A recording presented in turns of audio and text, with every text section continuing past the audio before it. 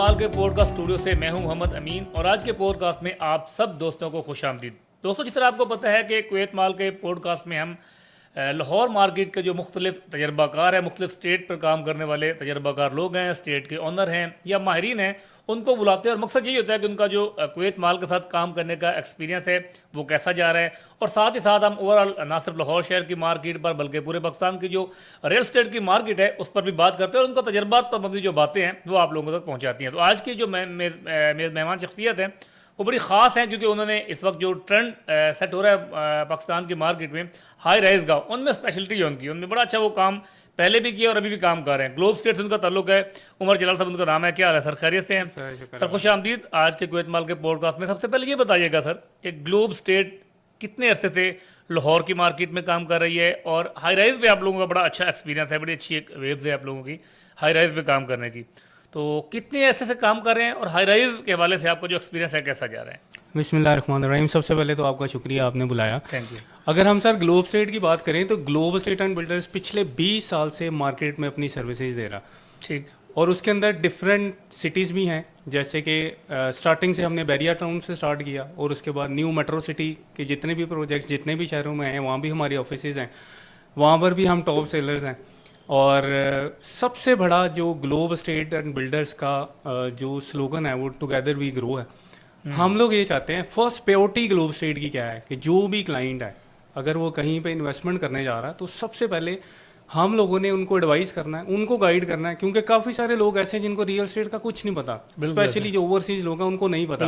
हम लोग as adviser उनको गाइड करें, उनको अच्छा बताएं कि आपकी सारी इन्वेस्टमेंट किधर से के हो रहा है। तो पिछले 20 सालों में अल्लाह का शुक्र है, अल्हम्दुलिल्लाह से मैं ये बात करता हूँ कि हमने जो भी क्लाइंट्स को जिधर भी इन्वेस्टमेंट्स कराई हैं वो अल्हम्दुलिल्लाह वो हमसे सेटिस्फाई हैं।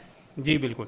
उसमें सबसे पहले तो जो भी प्रोजेक्ट आता है हमें सबसे पहले उसकी क्रेडिबिलिटी देखनी होती है कि क्या ये प्रोजेक्ट इसमें क्लाइंट की इन्वेस्टमेंट कराएं तो वो कितने से हो रहा है, तो फिर हम आगे चलते हैं। और ग्लोबल स्टेट एंड बिल्डर्स के लाहौर में भी डिफरेंट हमारे ऑफिसेज हैं। बिल्कुल ठीक। और जैसे डिफरेंट सिटीज़ में भी मैंने आपको बताया, न्यू मेट्रो को भी हम लोग डील कर रहे हैं, अब दुबई में हमारा ऑफिस बनने जा रहा है। बिल्कुल ठीक। तो ये सर ग्लोबल स्टेट की हिस्ट्री है। तो सर आप लोगों ने हेड ऑफिस आपका बहरिया टाउन में है, तो बहरिया टाउन को ही क्यों चूज़ किया आप लोगों ने हेड ऑफिस के लिए? सर सबसे पहले तो देखें, बहरिया टाउन ने जो इंफ्रास्ट्रक्चर दिया है, मैं इसमें बड़ा क्रेडिट देता हूँ मलिक रियाज साहब को, उनकी टीम, शाहिद कुरैशी साहब, अली रियाज साहब, जो उनका विजन है, जिस तरह से इंफ्रास्ट्रक्चर उन्होंने लाहौर में दिया है, ये एक ट्रेंड सेटर्स हैं सर। इनको देखते हुए ही आगे डिफरेंट सोसाइटीज आप देख रहे हैं, उनको कॉपी करते हुए ही इस तरह की वो इंफ्रास्ट्रक्चर दे रहे हैं, अंडरग्राउंड इलेक्ट्रिसिटी, इस तरह की सिक्योरिटी, और सबसे बढ़ के अभी तक बहरिया टाउन उसको मेंटेन कर रहा है। ये नहीं है कि स्टार्टिंग में किया और उसके बाद खत्म, अभी तक सर वो मेंटेन कर रहा है। बड़ी बात है सर। तो बहरिया टाउन में आने की मेन रीज़न यही थी कि इधर ग्रोथ बड़ी नज़र आ रही थी।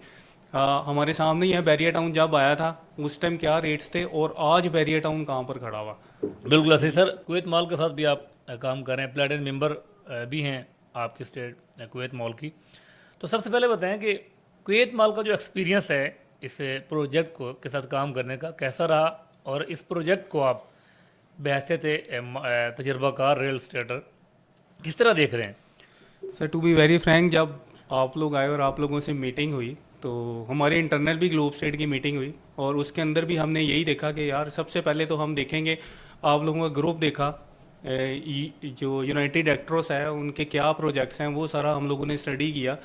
इवन जो आपने लैंड परचेज की वो हमने बैरिया टाउन से कंफर्म वेरीफाई किया। बिल्कुल ऐसे, यानी हमने सारी अपने जो हमारे स्टेप्स थे वो हमने पहले ओके किए और उसके बाद फिर हमने आप लोगों के साथ कंटिन्यू किया, क्योंकि ये सर स्टेप्स बड़े ज़रूरी हैं। ये हमने अपनी क्लाइंट्स की सेटिस्फेक्शन के लिए और अपनी सेटिस्फेक्शन के लिए ये करना बड़ा ज़रूरी है। बिल्कुल ऐसे। तो उसमें अल्हम्दुलिल्लाह हमने देखा कि आप लोगों ने बाहर भी बड़े अच्छे काम किए हुए हैं और यहाँ पर भी आपने बैरिया से बड़ा, बैरिया की मेन हार्ट के अंदर आपने जो है वो लैंड को बाई किया, तो बड़ी इंपॉर्टेंस है इस लैंड की। तो कुवैत मॉल के हवाले से अच्छा और कुछ डिफरेंट चीज़ें जो कुवैत मॉल कर रहा है जो मार्केट से थोड़ा सा डिफरेंट है, एक तो नेट एरिया के ऊपर आप लोग जो अपनी चीज़ें सेल कर रहे हैं, यानी उसमें कोई चीज़ हिडन नहीं है। दूसरा, आप फर्निश अपार्टमेंट्स दे रहे हैं, डेडिकेट पार्किंग के साथ दे रहे हैं। उसके अलावा जो बड़ा हम लोगों को अच्छा लगा, आपने एक सेटिस्फेक्शन लेटर जो हर बुकिंग के साथ क्लाइंट को दे रहे हैं, जिसमें आपने सारी चीजें मेंशन भी कर दी हैं कि अगर आप 3 इयर्स के अंदर नहीं डिलीवर कर पाएंगे तो आप क्या करेंगे क्लाइंट के साथ, ठीक है, और उसमें कोई किसी तरह के भी हिडन चार्जेस आप नहीं मांगेंगे। फिर आप कोई व्यू वाला अपार्टमेंट है उस पर कोई एक्स्ट्रा चार्जेस नहीं ले रहे। तो ये सारा कुछ आप लिख के दे रहे हैं, जो एक नया ट्रेंड है मार्केट के अंदर। और दूसरी मैंने बात की जिस तरह से आपकी लोकेशन थी, बिल्कुल। तो ये सारे वो एक्सपीरियंस हैं कि हमें जो है, जो भी क्लाइंट है, मैं आपको अपना पर्सनली अगर एक्सपीरियंस बताऊं कि मैं अपने क्लाइंट को बैरिया टाउन के डिफरेंट प्रोजेक्ट्स भी हम डील कर रहे हैं, लेकिन जब मैं उनको कोएत मॉल की लोकेशन पर लेकर आता हूँ तो सर वो कहीं नहीं जाता, वो कहता मैंने यहीं पर ही लेना। बिल्कुल सर, यही एक किसी भी प्रोजेक्ट का कामयाबी यही होती है, लोकेशन यही होता है सर, बिल्कुल। तो आप समझते हैं कि ये जो इनका जो चीज़ें हैं, जो नेट एरिया देना, जो बाकी आपने चीज़ें बताई हैं, ये मार्केट का ट्रेंड सेट करेगा? सर बिल्कुल करेगा। और जिस तरह से आप लोगों ने अभी डिगिंग भी स्टार्ट कर दी है, और जिस तरह से मेन बहरिया टाउन के हार्ट के अंदर है, और इतनी बड़ी लैंड आईफल के सराउंडिंग में, मेरा नहीं ख्याल आगे फ्यूचर में भी है। तो ये प्रोजेक्ट तो आज भी यूनिक है और आगे भी यूनिक है। यानी आगे भी इस तरह का प्रोजेक्ट जो है, लोकेशन नहीं है ना इस तरह की, लोकेशन इस तरह की, क्योंकि आगे सारा आप देख रहे हैं कि फेल है। बिल्कुल। इतनी लैंड ही अब इतनी बड़ी अवेलेबल ही नहीं है कि वो आईफल थीम पार्क और इस मेन हब के इतनी करीब और इतनी लैंड ही नहीं है कि इस तरह का कोई और प्रोजेक्ट आ सके। शुमार जवाब साहब, एक सवाल आपसे ये है कि ओवरसीज़ पाकिस्तानियों का एक सवाल होता है, क्योंकि आपका एक्सपीरियंस जो है एज अ GM सेल, आप पिछले 2 दहाइयों से काम कर रहे हैं, तो बड़ा लंबा एक्सपीरियंस आपका, सिर्फ लाहौर की नहीं बाकी मार्केटों में भी। ओवरसीज़ पाकिस्तानी एक सवाल करते हैं जी कि जो हमारा पैसा पड़ा है, जो बैंक में बढ़ी है करेंसी, तो वही हमारी बढ़ रही है, हम रियल स्टेट में पैसा क्यों लगाएं? इसका जवाब है कोई आपके पास? सर बिल्कुल है, बड़े क्लाइंट हमारे ओवरसीज़ ये सवाल ज़रूर करते हैं। बिल्कुल। मैं ये चाहूँगा इस बात को हम एक एग्जाम्पल के थ्रू मैं आप लोगों को बताना चाहूँगा ज़रूर कि रियल स्टेट बहरिया टाउन को ही हम देख लेते हैं सर, कि बहरिया टाउन में आज से 10 साल पहले प्लॉट का क्या रेट था। बिल्कुल। 10 साल पहले कमर्शियल प्लॉट जो हमारा सेक्टर C है, अगर हम देखें तो 60 लाख 70 लाख का प्लॉट था। बिल्कुल। ठीक है, आज वो प्लॉट 10 से 12 करोड़ रुपए का। इतनी एप्रिसिएशन क्या करेंसी में आई है? नहीं आई। कितने टाइम्स ऊपर चला गया? बिल्कुल नहीं आई। ये सर होल्डिंग के ऊपर है कि जो भी क्लाइंट जिन्होंने इन्वेस्टमेंट की है यहाँ पर, अगर उनकी होल्डिंग अच्छी है तो उसका कोई कंपैरिजन ही प्रॉफिट का करेंसी के साथ नहीं है। बिल्कुल। रियल स्टेट एक इस तरह का जिसको कहेंगे इंडस्ट्री है कि इसके अंदर और अनलिमिटेड प्रॉफिट है। कितनी एग्जांपल्स मैं आपको यहाँ पर दे दूंगा। डिफेंस राया आया सर प्रोजेक्ट, बिल्कुल। उसके अंदर कमर्शियल में मेरे ख्याल से 16-17 करोड़ रुपए के प्लाजे थे जो इंस्टॉलमेंट पे दिए गए थे। बिल्कुल। और लोगों को ये था कि यार यहाँ पर मार्केट कैसे चलेगी, लेकिन वही प्लाजे आज 50 करोड़ प्लस हैं। अब मुझे बताएं कि क्या कोई कंपैरिजन है? इसी तरह से सर गोल्ड क्रस्ट है। गोल्ड क्रस्ट के अंदर जब अपार्टमेंट्स दिए गए इंस्टॉलमेंट के ऊपर, और आज उसका रेट देखें किधर है, डिलीवरी के बाद वहाँ पर अच्छा खासा गेन आया हुआ। तो मेरा नहीं ख्याल कि रियल स्टेट के साथ करेंसी का सर कोई कंपैरिजन नहीं है। पैगाम देंगे ओवरसीज़ पाकिस्तानियों को रियल स्टेट में इन्वेस्टमेंट के हवाले से? अक्सर ओवरसीज़ डरते हैं पाकिस्तान में इन्वेस्टमेंट करते हुए कि यार यहाँ बहुत सारे ऐसे सर लोग ना बिल्कुल डरते हैं। आप बिल्कुल सही कह रहे हैं कि यार पाकिस्तान में पता नहीं क्या हो जाएगा। लेकिन मैं ये कहूँगा कि सर ये हमारी जो नेशन है ना, ये सर्वाइवल्स हैं। यहाँ पर क्या कुछ इस लैंड ने नहीं देखा कि यहाँ पर क्या कुछ नहीं हुआ। बिल्कुल। लेकिन ये लोग सर्वाइवल्स हैं और इंशाल्लाह ये आगे भी सर्वाइवल्स ही रहेंगे और कुछ नहीं होने वाला पाकिस्तान को। इंशाल्लाह हालात बेहतर होंगे और बहुत बेहतर होंगे और रियल स्टेट भी बहुत बेहतर होगा। और अभी भी रियल स्टेट सेक्टर के अंदर अगर ऐसे देखने में लग रहा है कि बड़ा स्लम चल रहा है, हालात नहीं अच्छे, तो सर मैं लोगों को एग्जांपल देता हूं कि आज भी आप बैरिया टाउन के अंदर आएँ और इन हालात के अंदर भी आप कोई प्लॉट लेने तो जाएं लोकेशन वाला, आपको सब आइडिया हो जाएगा कि ये स्लम चल रहा है। सही कह रहे हैं, बिल्कुल ऐसे। तो ये है सर, रियल स्टेट में जरूर इन्वेस्टमेंट करनी चाहिए और इंशाल्लाह आगे हालात बेहतर। अच्छा उमर भाई, हम हर जो मेहमान है उससे एक सवाल लाजमी करते हैं। 20 साल का आपका जो 2 दहाइयों पर मुहित तजर्बा है आपका, तो मुझे ये बताएं कि बहुत सारे नशीब फराज आपने रियल स्टेट सेक्टर में देखे होंगे, जो ये उतार चढ़ाव की सूरत हाल रहती है पाकिस्तान में रियल स्टेट में, गवर्नमेंट को क्या किरदार अदा करना चाहिए इससे इस इंडस्ट्री को, इस सेक्टर को बेहतर करने के लिए? सर इसमें सबसे पहले तो देखें, ये पॉलिसी होनी चाहिए कि जो टैक्सेस इम्प्लीमेंट किए जाते हैं उनका कोई क्राइटेरिया होना चाहिए। बिल्कुल। वो ये नहीं होना चाहिए कि एकदम से आप उसके ऊपर इम्प्लीमेंट कर दें, यार ये कल से जो है यहाँ पे इतना बजट जो है वो, इतना टैक्स जो है वो लगने जा रहा है। बिल्कुल। एक तो क्योंकि ये वो इंडस्ट्री है कि इससे रिलेटेड भी और इंडस्ट्रीज चल रही हैं, 50 इंडस्ट्रीज इसके साथ इन्वॉल्व है। तो ये वो सेक्टर है जिस पे स्पेशल तवज्जो देनी चाहिए गवर्नमेंट को, और स्पेशली जो टैक्सेस हैं उनको भी देखना चाहिए कि इनको इस हद तक लगाएं कि ये इंडस्ट्री चले, इफेक्ट ना हो। और इसके अंदर ये भी है कि जब भी गवर्नमेंट की तरफ से कोई पॉलिसी बनती है तो जो रेलिवेंट इंडस्ट्रीज होती हैं उनके साथ कोई मुशावरत नहीं होती। तो ये एक गैप भी देखने में आया कि ये गवर्नमेंट गैप के भी इदारों होना में और चाहिए। इंडस्ट्री में। बिल्कुल, इनसे राय जरूर लेनी चाहिए।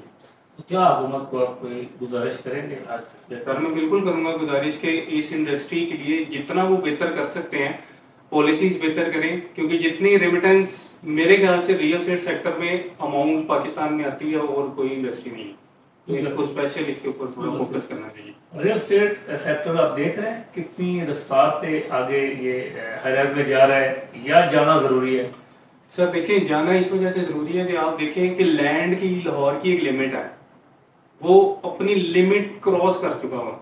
अगर आप एलडीए का प्लान देखेंगे लिमिट उस प्लान में ये जो ग्रीन लैंड और ब्राउन लैंड की गई थी वो यही कॉन्सेप्ट था। तो अगर ब्राउन लैंड के ऊपर हम आए तो वो ऑलरेडी फेल है, ठीक है। दूसरा आप प्राइसेस देख लें कि प्लॉट की प्राइसेस कहाँ पे चली गई है, आपकी ये जो कंस्ट्रक्शन है इसकी कॉस्ट कहाँ पर चली गई है।